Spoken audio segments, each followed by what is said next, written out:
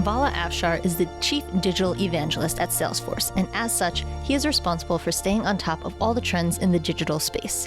Whether he's looking at survey data from Salesforce customers or keeping up to date with CIOs and tech leaders in the industry, Vala is constantly on the cutting edge of what's most important in the digital world.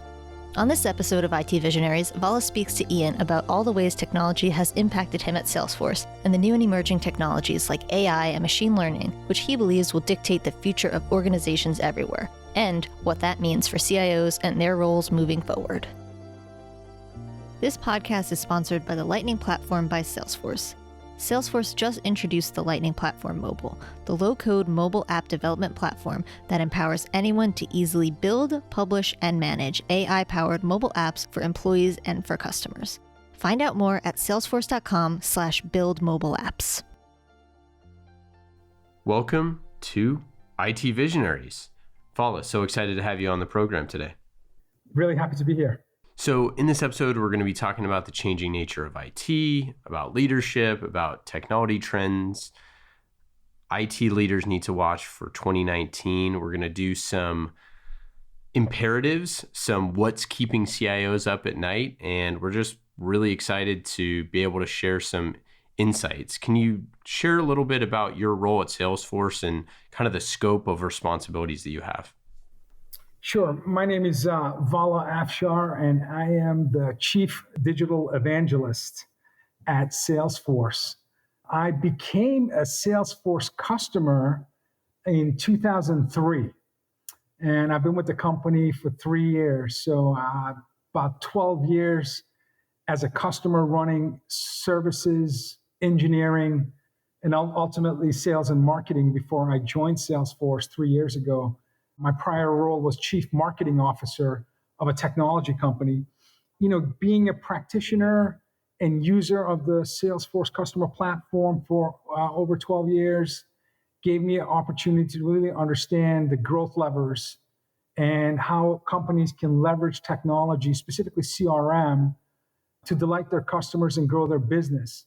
And so my role today is I carefully listen to our trailblazers and our MVP community and folks that are really our change agents using technology for betterment of not just their company, but society as a whole.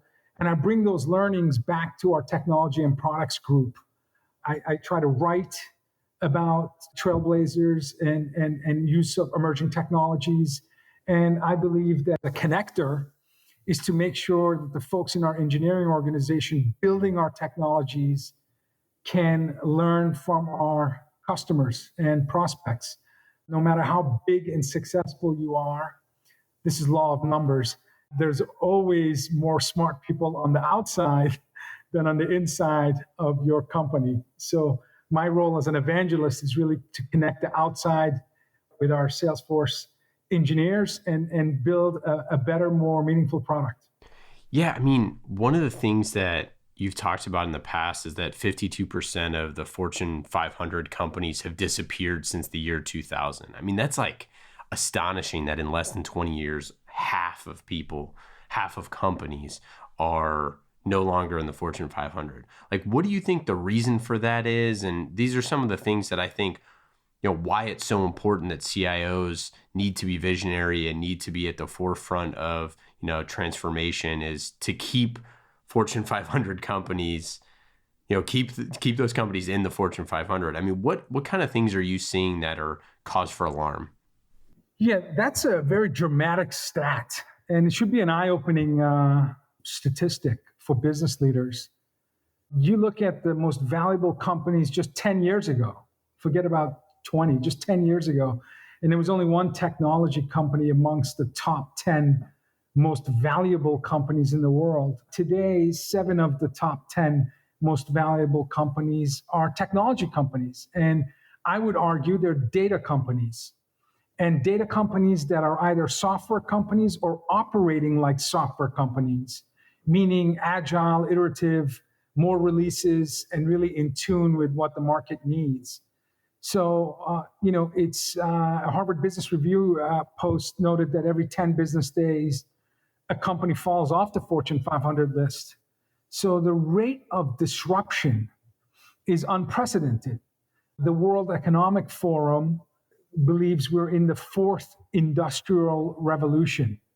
And at a macro level, industrial revolution, meaning the merging of the physical and digital world as a result of greater adoption of emerging tech like cloud computing, social networking, mobile technologies, Internet of Things, those devices that connect to the internet above and beyond your smart devices like phones and tablets.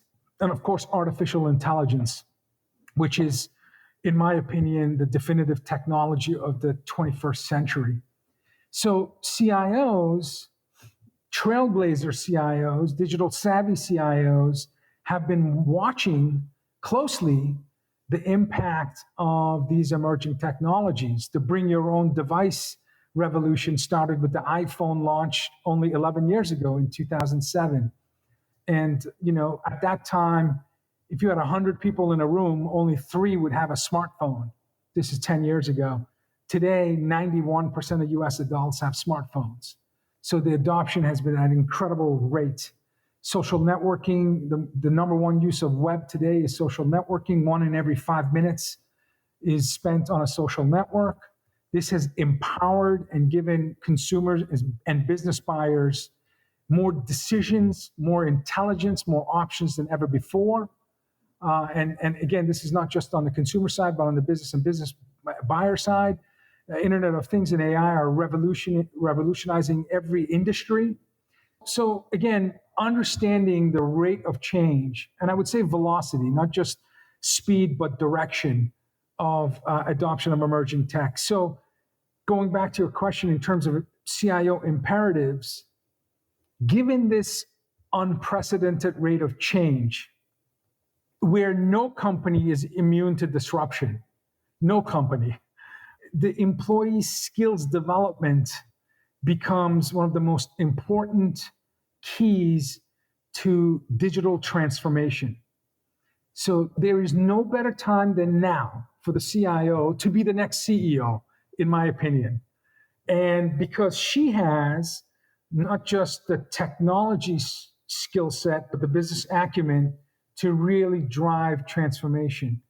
But our own research, Salesforce research, we conducted research of over 2,200 IT leaders, directors, VP, CIOs.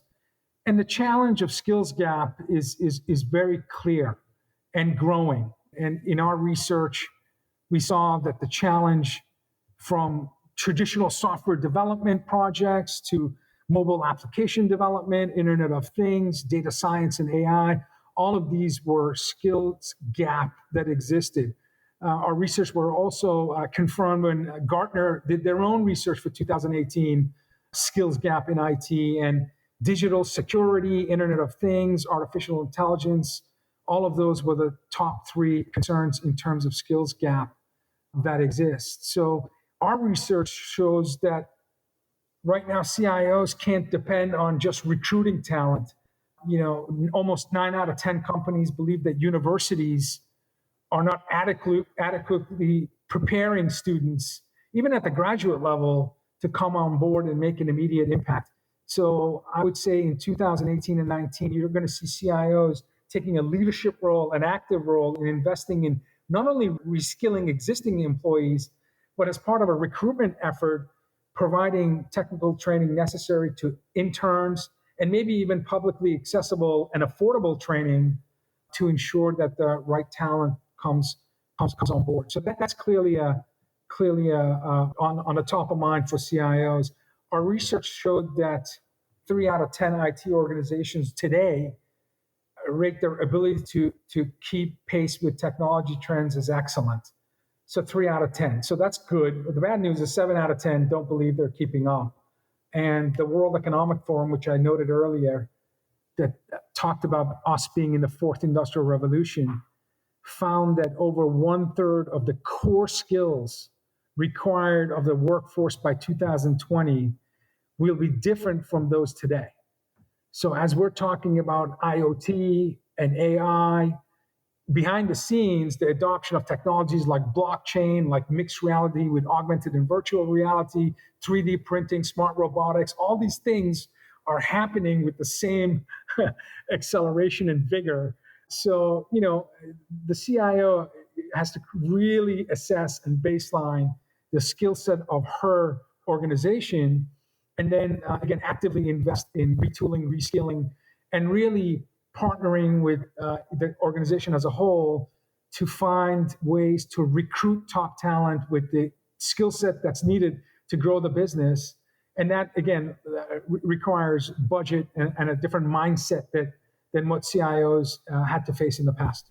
Yeah, I mean, when you talk about the fourth industrial revolution, you've said in the past that now every company is a technology company, every company is a data company, and every company must operate like a software company.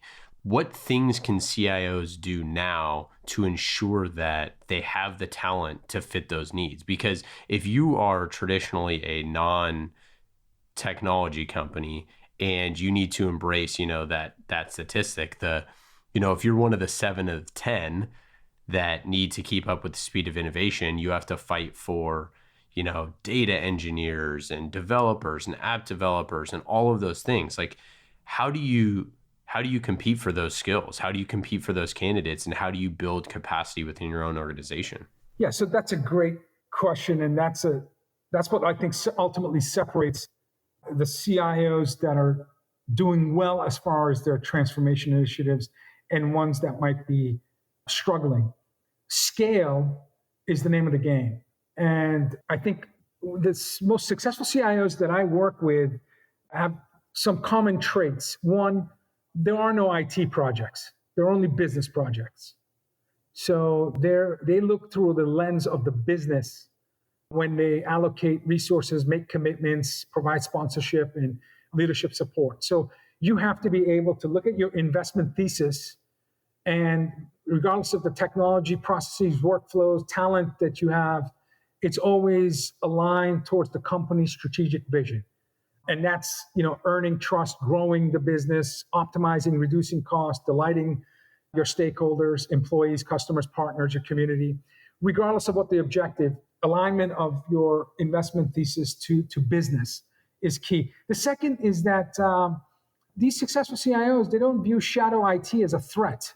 When there is shadow IT, meaning when there are technologically oriented projects outside of IT, whether it's in marketing, sales, and again, today with cloud computing and the API and algorithmic economy, it's very easy for a line of business to fire up capability without IT support. Of course, that's not something that strong IT professionals, including CIOs, would recommend. I don't necessarily, recommend rogue projects without collaboration with IT, although I have to admit, as a CMO, I did bring some capabilities into my business because I didn't feel the IT organization could keep up with the demand of my customers when it came to marketing. So this is why successful CIOs look at shadow IT as an opportunity to learn and understand the urgency in that the business isn't going to wait for IT. Your customers aren't going to wait for IT. So, for example, the demand for mobile app development is 5 times greater than what IT can produce today. Several research points to that inefficiency that exists. Remember, 90% of the time we spend on smart devices, we're behind an app. Only 10% were behind a web browser. So companies have to act like software companies, meaning if you're a company, you don't have a mobile app to engage with your customer, whether it's mobile payments or purchasing or integrated e-commerce capabilities, you're going to lose market share. And at some point, the clever CEO is going to realize it's the CIO's responsibility to ensure that a company stays up to date with technology. So if the first, important imperative is skills development, recognizing that, if you don't have the proper talent in your organization, digital transformation will go from hard to impossible. The second imperative, I would say, is acceptance and support of citizen developers. And this means, scaling your capabilities beyond the walls of IT.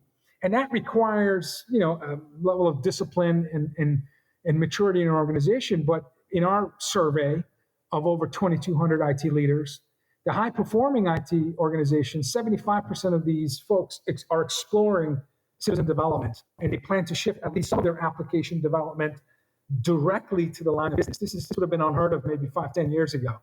but that's what's happening today. So in fact, IDC, an incredibly prestigious analyst firm, found that 10 years from now, in fact, 9 years from now, their prediction is 2027, the number of active citizen developers will double to 10 million. And those citizen developers are going to write 60% of all new applications. Wow. Again, if I go back 5 years ago, unheard of. Fast forward 9 years ago, you're talking 60% of all new apps are going to be built outside of IT. Now, my company, our company, Salesforce, certainly has been on the forefront of developing platform. In fact, a leading platform provider. These non-technical IT folks can literally click and drag and point and publish a company mobile app, all the security, all the scalability, all of the rich feature functions, and post it, on iTunes or App Store within minutes, within hours. So that's important. And our survey showed 3 out of 4 IT leaders plan to shift their resources developing these things outside. Now I'm going to pause because I'm sure CIOs are listening to this and going, well, this is easier said than done. I mean, come on, I'm running a Fortune 100 company. How can I rely on some person in marketing creating a customer-facing app for us? The fact of the matter is, it is happening. So we've got plenty of use cases and best practice documentation to support that thesis. And it's not just me representing a point of view of my company. It's my own research and certainly the analysts that speak to this. But you need to have good citizen development dictated by governance. So here's where the CIO comes in, and she creates governance, communicates freely to the other lines of business so people understand that a river without boundaries is a puddle. So there is governance there. I know successful CIOs are providing technology-enabled training. So many CIOs host lunch and learn sessions. We, of course, have our online free curriculum called Trailhead. In the last couple of years, we've issued 8 million badges. So this is a competency-based, gamified online training. I know many CIO trailblazers are leveraging Trailhead to create this scaling through citizen development. So enabling training is key. And then the last thing is identifying and actively engaging with citizen developers. So the CIO, she's creating a culture of innovation and turbocharging the organizations on the premise of co-creating value outside of IT. So if you want to be less susceptible to disruption, you have to realize that in a hyper-connected knowledge-sharing economy, the fourth industrial revolution, the 3 currencies that matter most is speed, personalization, and intelligence. And all of those at scale is what differentiates companies that continue to grow and win and ones that fall off the list. And this is not just about big companies. 80% of all employment opportunities in the last decade in this country has come from small businesses. So whether you're an IT director with a shop of 100, or you're some of our largest clients at Salesforce with hundreds of thousands of employees, scaling speed, intelligence, and mass personalization at scale, those are currencies regardless of what industry you're in, regardless of the size of your business. Well, it's really interesting. I don't know if you've ever heard Eric Ries, the author of the Lean Startup. He says that the adaptability of an organization and the innovation, essentially, like if you were to build that kind of like innovation metric of a company, is the speed in which one idea can get from the bottom level of the organization all the way to the top. I mean, you could kind of say, and that book was written, I think 7 years ago now. You could arguably say that the speed in which an organization innovates today is, or the metric that you could use is the speed in which an app could be created from the bottom that can get all the way to the top, right? I mean, like the fact that you can empower your workforce to create things that the problems that they're seeing around them, isn't that empowering? Like, isn't that exciting for CIOs? Obviously, you use some level of control, but at the same time, I think the employees feel happier and more empowered, and then the executives also could feel kind of a little bit more empowered. Absolutely. I mean, when we launched Chatter in 2009, I'm going to go back 9 years ago, we talked about becoming a social business. And, at that time, it was only 3 years after Twitter launch. It was only 5 years after Facebook. So when we talked about social business, I don't think the masses, including ourselves, understood the power of social. And when you become a social business, when you practice radical transparency by creating connections inside and outside your business, but especially inside your business, what you see and you hear are ideas in the fabric, in the seams of the fabric of your organization. So, ideas can come from an intern, not just your vice president or chief digital or blah, blah, blah titles. You embrace that the smartest person in the room is the room. And so companies that can take ideas, and ideas, no matter how big, no matter how great, when they start, they're very fragile. They're susceptible to big egos. They're susceptible to indifference. They're susceptible to politics, to process rigor, to a poor culture. So lots of ideas die before they make it anywhere. And of course, ideas that can survive and grow and thrive. And this comes from, I'm fortunate to work for a company that's been named by Forbes the most innovative company of the last decade. In the last few years, we've been either number one or number two behind Tesla or Amazon as the most innovative company in the world. So we have learned a few things about how to be innovative. So being a social business, trust being our core number one principle, and then really practicing radical transparency and knowing that people are not afraid of failure, that they're afraid of blame. So if you can create a culture where you don't blame individuals for experimenting, in fact, you champion and you encourage a culture of experimentation. And this is why I think part of the training and part of the citizen development, that's really a culture of empowerment. It's a culture of inclusiveness. So CIOs have to default to yes, and then rationalize whether the idea has merit instead of defaulting to no, and then creating that unnecessary friction. But you also have to, and this is where I go back to, there are no IT projects, there are business projects. You have to have a culture of execution. It was Peter Drucker who said, strategy is a commodity, execution is art. So how do you, if you're a successful CIO, what does she do to execute the third imperative, if you don't mind? And that's, I believe successful CIOs are going to play a very significant role in improving the customer experience. And we just conducted a global survey of nearly 7,000 consumer and business-to-business buyers. The research was called The State of the Connected Customer. And the research came out with some really key takeaways. One was that 80% of the respondents, now we're talking 7,000 respondents around the globe here, said that the experience the company provides is as important as the product or service. So now you're a CIO and you have to ask yourself, so I'm going to challenge CIOs listening to this. What role do you play in improving the customer experience? And of course, the CIO has two layers that she has to think about. One is the internal customers. How do you enable sales, services, marketing, IT, R&D, manufacturing, HR, so on and so forth, the lines of business, which are the customers of IT. But even more importantly, how do you serve the paying customers or the business partners? If you are not actively involved in understanding the friction that exists today in every touch point with your customer, you as a CIO will either be displaced by another CIO or you're going to have a companion called Chief Digital Officer, maybe a Chief Data Officer. 4 years ago, if you looked at LinkedIn, there was about maybe 70 Chief Digital Officer. Right now, I believe there's about 3,000 Chief Digital Officers. And the Chief Digital Officer has 1 foot in IT and 1 foot in different lines of business. I believe most companies brought in a CDO because the CIO was spending the majority of the time keeping the lights on, rather than thinking about how do I grow revenue, how do I optimize cost, how do I delight my customers. Now, in the same survey, 51% of the respondents said that most companies fall short of their experience expectations. So half the people out there are telling companies that they're not happy. And this goes back to why 52% of Fortune 500 companies have disappeared in the last 18 years. So in that same survey, 6 out of 10 respondents, again, 7,000 people here, said they stopped buying from a company because the competitor provided a better experience.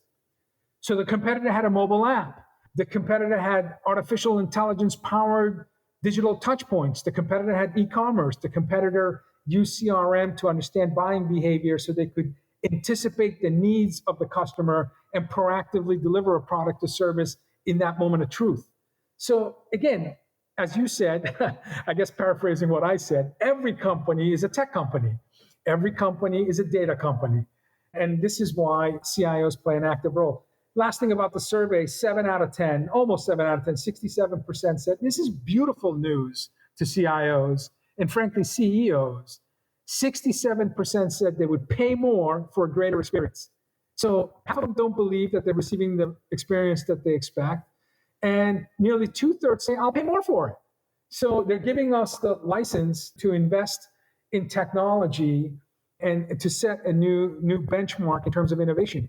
Now, I was surprised with the results of the survey because when we asked these 7,000 B2C and B2B consumer and business buyer respondents to talk about how their experiences has been transformed by technology, listen to these amazing stats. 77% said their experience have been impacted by mobile apps.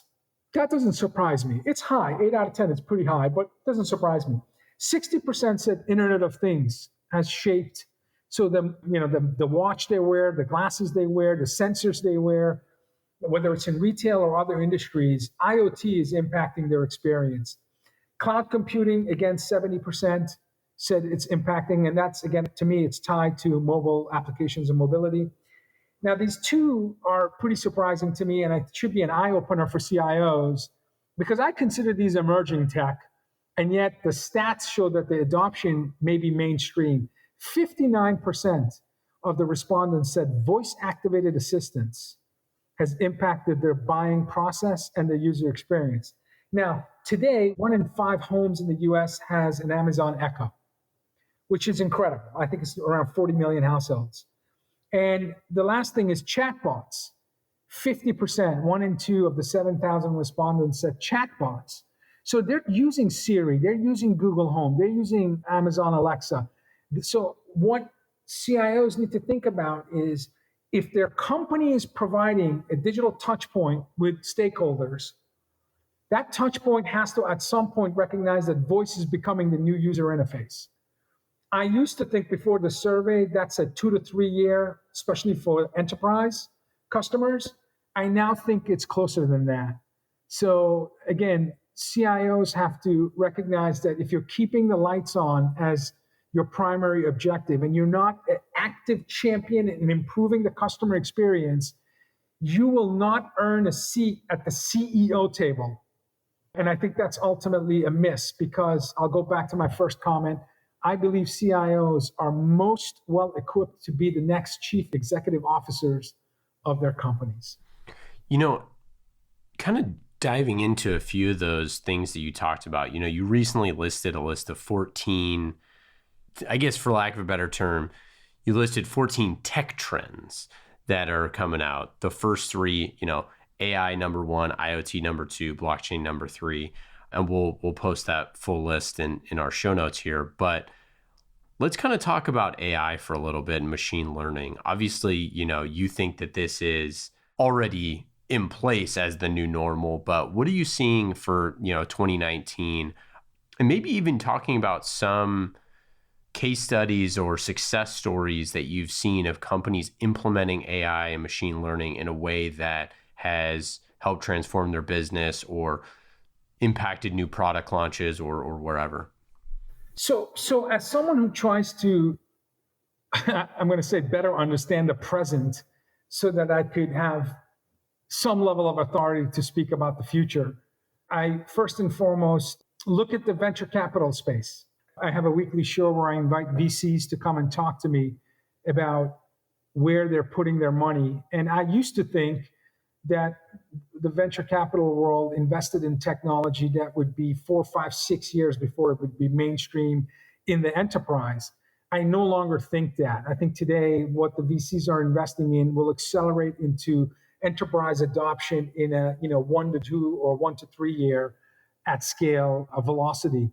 So a venture scanner is a site that tracks VC investments in emerging tech. Right now, there's 2,252 AI companies across 13 categories, from machine learning, neural networks and deep learning, natural language processing, smart robotics. There's about 13 categories.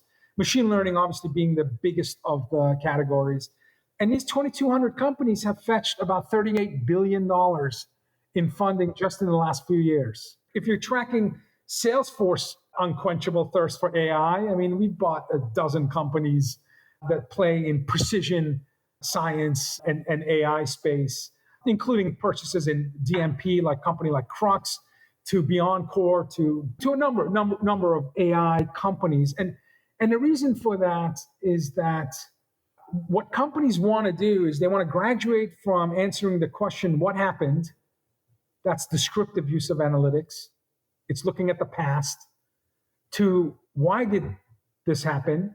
This is diagnostic use of analytics. To, once you can describe the past and you understand why, the next natural question is, well, what's going to happen tomorrow? So now you're in the realm of predictive analytics. This is where you have to have algorithms. This is where you have to have clean data. This is where you have to have automation. This is where you have to look at structured and unstructured data to be able to accurately answer what's going to happen tomorrow. And then once you find yourself accurately predicting what may happen, knowing that this is a universal truth, all the data you ever have is from the past. You have no data from tomorrow. So those predictions are purely a function of your algorithms. You want to be able to mature to a point where you can answer the question, given what I know tomorrow, what should I be doing right now? So you want to prescribe action to your sales, to your service, to your marketing, to your field organization, to your partners, and ultimately your customers. So that's prescriptive use of analytics. So this investment in machine learning, ability to scale at incredible levels of insights, is to go from descriptive to diagnostic to predictive to prescriptive use of analytics. And most people, when they think about AI, if they haven't read enough about it, they think about Terminator and Singularity and these, big robots coming. But what we have to recognize is that, look, the next time you look at Netflix recommended movies, that's machine learning figuring out your likes and dislikes. In fact, Netflix now looks at different scenes in movies, noticing that, this person likes car chase scenes in the last 8 movies that he or she saw. So let's recommend movies with car chases. So it's no longer macro level. It's a drama, it's a comedy, it's a family movie. They're literally doing precision level recommendations. Spotify recommending music to you, Amazon recommending products to you. I don't even feel like I'm being sold to when Amazon recommends something to me, because most of the time I'm like, you know what? I do need this thing. So this mass personalization at scale, powered by machine learning, is in our most indispensable apps that we already use at home. When you're talking to Siri or Alexa, natural language processing is understanding and over time making predictions and getting smarter about your needs. It's building that anticipatory muscle that businesses need, shifting from reactive mode to proactive mode. So what businesses now recognize is, and the consumer behavior and expectation on these, again, indispensable apps that most of us use, need to be at work. Why can't you ask your CRM, who should I call today in order to meet my sales forecast?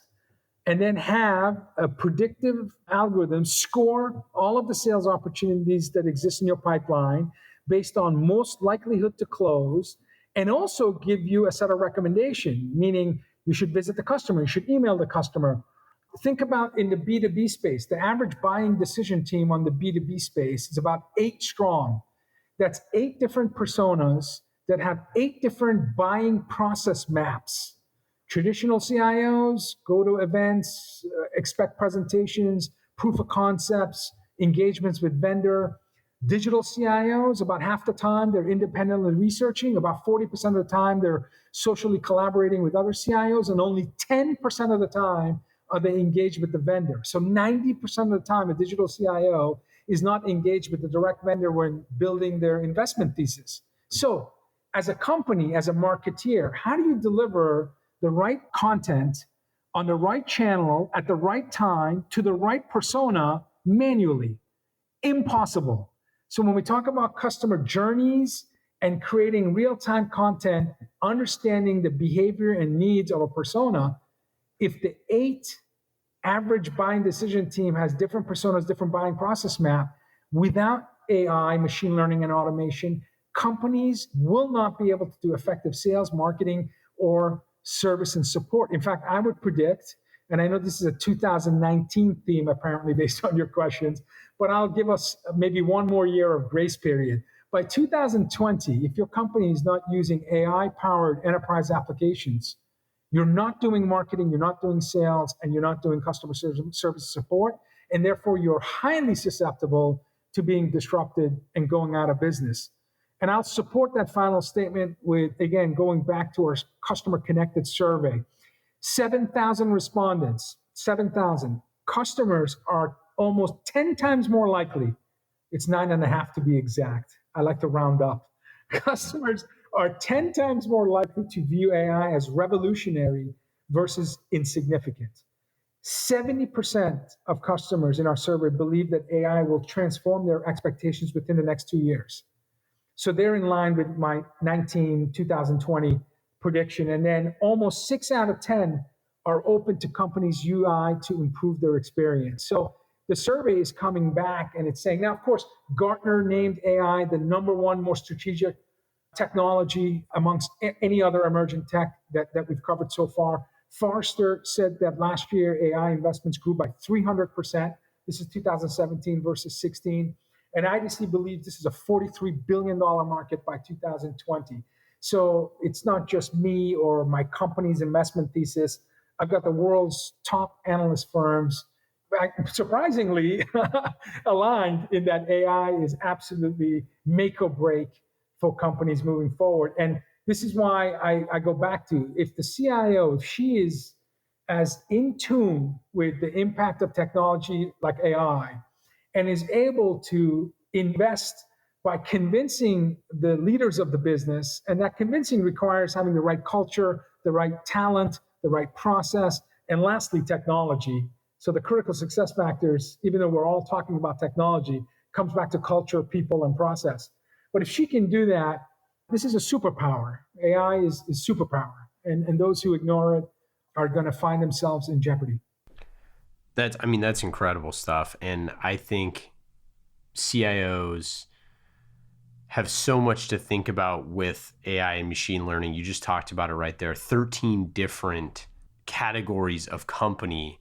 Of just in AI. So it's, I kind of look at it when we say like social media or something like that. Like social media was just a term that we kind of created to put a bucket into all these different kind of companies that are quote unquote social media companies, where it's actually just media. Feel like AI, has that exact same kind of piece where there's so many different categories that are going to be stemming from it. It's important to stay up on all the different kinds. Again, you need to have a good filter in terms of how you absorb AI news. I, as a connector, when I find a CIO that's interested in AI, I connect them with our customers that are well into their AI deployment and show them, look at how marketeers are now scoring leads. Look at how sales professionals are having a guided process based on statistics and behavioral analysis and firmographic analysis. What I mean by firmographic is AI not only looked at the data that you input into CRM, for example, but if the company stock is up or down, if the company has change in management, if the company has restructuring or workforce resizing, if the company has a new product launch or has had a brand event, positive or negative, in social media, all of these markers related to an account, to a company, is being analyzed by machine learning, and the probability of scoring that sales opportunity will go up or down based on all these micro level changes at a macro level. So when I say it's automation on steroids, we all have blind spots. That's why they call them blind spots. There are things you can't see on your own. So I like to think about artificial intelligence and really think about the letter A. To me, it's augmented intelligence. It's not that you are going to be replaced by a robot. What you're most likely to be replaced by is someone else who's more proficient and comfortable with using AI. And that's ultimately, I think, why reskilling is important. It's not robots selling services and marketing for you. It's humans leveraging machine learning technologies to be more informed, faster, and really building what I call the anticipatory muscle of the organization and individual in order to compete and win. You know, what's actually interesting in your Netflix analogy or comparison or exploring how Netflix uses AI, Netflix uses taste clusters that are human crafted, and they have thousands and thousands of taste clusters that they use and then match you to a taste cluster. And it's like 2709B or something like that is like a taste cluster. And I think that those are the type of things where the combination of the human element and AI can be really helpful. You see the same thing with like security robots where they can detect anomalies better than any human can detect. So they know things that as soon as something's going wrong, they're like, wait, something's going wrong here. And then it raises that to a human to actually deal with the situation because we can deal with the complexity of a situation much better. That's right. That's right. Now, as I listen to you talk about this, I envision the CIO, and she's standing there in front of her board of directors or her peers or the CEO or even her own team talking about this autonomous capabilities. And naturally, for most of us, not necessarily the geeks like me or you, and I say that affectionately, if you're not a technologist and you're thinking about these smart applications and robots being able to predict things, there could very well be an uncomfortable feeling that comes with that. Now, certainly in the last several months, we have seen companies show us that misuse of data can have dramatic impact, wide scale impact on society. And I think for the first time in 2018, we have all woken to this whole new world where data can be used for great things, but it also can be used for not so great things. And so the last thing I want to say, and we started talking about reskilling your existing employees and finding ways to recruit talent, embracing citizen developers and scaling your business. We talked about the critical imperative of embracing artificial intelligence and understanding the environment of disruption, how you can mitigate using advanced technology. But the last thing I want to say, and maybe the most important thing I want to say after listening to you recap some of this incredible capabilities, is that your company's number one core value and guiding principle must be trust. So the CIO is one of the most important figures, maybe the most important figure in terms of establishing and maintaining stakeholder trust. And I'll remind you, stakeholder, employee, customer, business partner, and all the communities that you serve. So all of these things really hinge on trust. And the survey that I keep alluding to, the customer connected customer survey of 7,000 respondents, there is this kind of a personalization paradox that exists. All the respondents, for the most part, said, yes, I want contextualized interactions. I want product recommendations. I want proactive service. I want personalized offers and discounts. And I want consultative services delivered to me. And 95% of them said they're more loyal to companies that leverage technologies like we mentioned, AI and machine learning, to deliver mass personalization at scale with speed and intelligence.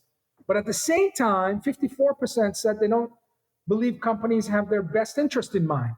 So almost 95%, almost 100% want all the goodness that AI can bring, but 1 in 2 said, trust companies have the right intentions. And 57% said they're uncomfortable with how companies use their data. So here's where the CIO comes in and she says, look, there's 4 simple things I need to do. I need to explain how the data improves their experience. So I got to make sure that our content, our products, our services have radical transparency built into the narrative. I need to ask for permission before I use the data. That's internal and external customers. I need to be transparent in how data is used. So if I'm going to ask you, so I was just talking to a CIO of an NBA, National Basketball Association franchise, and they said, we look at zip code. to market to our customers. And I thought, wow, zip code. There's a use of little data, not big data. Why zip code? And he said, well, if the fans are within 50 miles of our stadium, there are potential season ticket fans. So we're going to have all this marketing trying to get more season tickets sold. But if they're outside of 50 miles, they're likely to just come for their birthdays, anniversaries, and one-offs. So we're trying to sell apparel and gear and maybe 1 or 2 game packages. So an entire go-to-market strategy on one piece of data. And so another life lesson, CIOs can use little data, not just big data, to improve customer experience and go-to-market. And the last thing is give control over what data is collected. If a customer says, I don't want to use my data, you need to be able to delete that insight or record from your system. So CIOs, when it comes to, and of course, GDPR, which was passed in May, now will be a forcing function for companies to think about privacy and trust.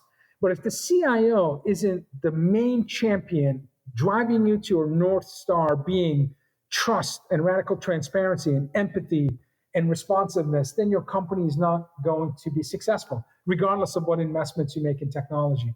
So it's critically important for the CIO to be a champion for trust, more so than any other imperative, in my humble opinion. Vala, thanks so much for your time. Before we get out of here, we just got to do our quick lightning round. Are you ready? I am ready. All right. The lightning round is brought to you by the Lightning Platform by Salesforce. Fast and easy questions, because building apps is fast and easy. Let's get into it. Number 1, what app are you using on your phone that is the most fun? Twitter. You are so great on Twitter. A great follow. If our listeners don't follow you on Twitter, highly recommend. Great follow. What is your favorite time-saving tool? Salesforce Inbox. Oh, what's the difference between Salesforce Inbox and regular Inbox? I can track, emails being read, schedule, sync with my calendar. It's email management on steroids. That's great. Do you have a favorite chatbot that you've used recently? No, I don't think I have a favorite chatbot. I'm interested in the Adibot.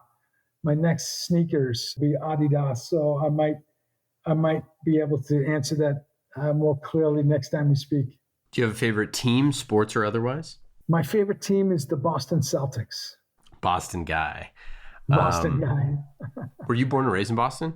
I was. So a number of championships with Larry Bird, and then the original Big Three when we beat the Lakers in 6 in 2008. So I'm a big-time Celtics fan. They used to be a client of mine as well. So I know the team and the ownership, and they're all-around excellent organization. Do you have a favorite podcast? Favorite podcast? Tiffany Boba, one of my peers, and she has an excellent podcast with a variety of business leaders. So I enjoy listening to that. How about favorite recent book you've read? Favorite recent book is The Excellence Dividend by Tom Peters, who wrote the In Search of Excellence in 1982. Excellence Dividend is the 18th book that Mr. Peters has written. He's sold over 10 million books worldwide. I can, at random, flip to any page in the new book, and I have amazing content to share. Wow, 18 books. Is that where, are you going to be there someday? Are you going to have 18 books? Maybe after this podcast. yeah, that's exactly right. Favorite content or show that you're watching? I don't know. I mean, content, again, going back to Twitter, I've created my own personal learning network by filters that I've developed where I get the best and brightest people providing insights to me in real time, numerous times a day. So it's the world's largest, college. So I get a lot of my content through my social stream. I guess that's where I would say.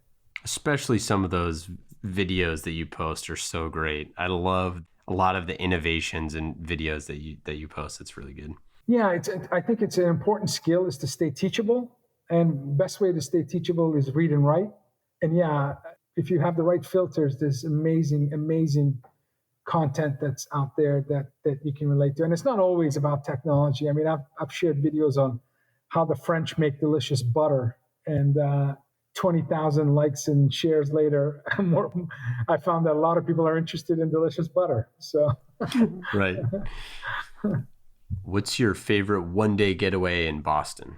I like to go to the hotels around the Boston area that have indoor swimming pool, take my kids, and we swim, order room service, and watch movies. We've done that the last 3 or 4 New Years.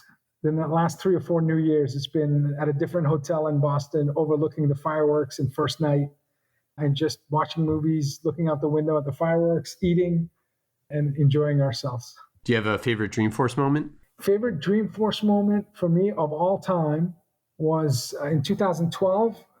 Mark Benioff, founder of Salesforce, was on stage, and he revealed the 3 first connected products using Chatter in the world. One was Toyota Friend, a car that was on stage. The second was Coca-Cola vending machine, which was connected and you could chat with.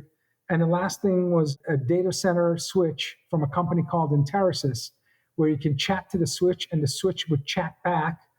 I'm the principal inventor of that capability. I received the US patent for that last year. So my favorite moment was sharing the stage with Coca-Cola and Toyota and my company at the time, Interisys Networks, which nobody knew about, but we were the first network infrastructure product to be able to socially communicate with humans and devices. So that's my favorite moment. Do you have a thing you're most excited about for the future of IT? I think the most exciting thing in terms of future of IT is its future of business. How your IT organization goes is how your business will go. So if you ignore the function of IT, when every company has to be a tech company and every company has to be a data company, the most exciting part of IT is the business. I love it. Great last words. Thanks so much for hanging out with us, and thanks for hanging out at the Lightning Round. The Lightning Round is brought to you by the Lightning Platform by Salesforce, leading cloud platform that makes building AI-powered apps faster and easier. With Salesforce, now building apps is everyone's business. Learn more at salesforce.com/build-apps. Thanks, Vala. That was great. Thanks I really so much. appreciate you coming on and sharing insights. We need to do round 2. We'll get into the rest of blockchain and all that fun stuff, some IoT and all that. I've got some really good use cases for blockchain we can talk about, and IoT as well. So yeah, that would be great. That would be great. Awesome. Thanks so much for hanging out.